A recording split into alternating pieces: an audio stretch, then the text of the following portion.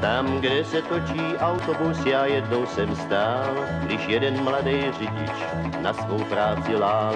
A slyšel jsem, jak říká, že už chtěl by mít klid, než po nocích se za volantem přijít. A dispečer té noci byl náhodou starý voda. Ten je starší než sám čas. Povídá: hochu, jak dlouho už jezdíš s tou škatulí? Víš, já jezdil snad se vším, co by mělo 4 kola. A ty tu brečíš nad tou jedinou jízdou.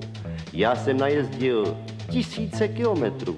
A můžeš mi věřit, když ti tady povídám, řidič ten tvrdý chleba má, musí znát volant, brzdy, spojku a plyn, palce, písty a rychlostní skříně, chladič, čerpadlo, diferenciál, sytič, karburátor, rozdělovač, kondenzátor, hlavu, ventily, baterie, stěrače, duše, pneumatiky, pera, tlumiče, šasí, svíčky, řídel a blok, ložiska, poloosy, lanka, ojnice, trysky, přerušovač, to dobrý řidič zná.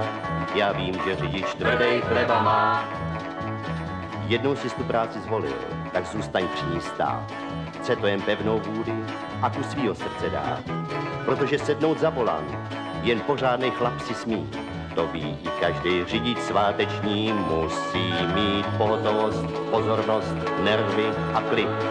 Chladnokrevnost, představivost, odhad, trpělivost, zdvořilost, plnou nádrž, pásy připnuty, dobrý zrak, lékárničku, peníze na pokuty, pojistku musíš platit, mazat, tankovat, zvládnout smyk, platit škody, značky sledovat.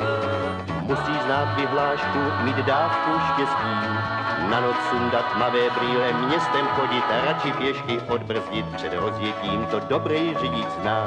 Já vím, že řidič tvrdý chleba má. Řidič nesmí kličkovat na dálnici, zastavovat po jinej vůz, o zeď, o strom, troubit na slečny, pouštět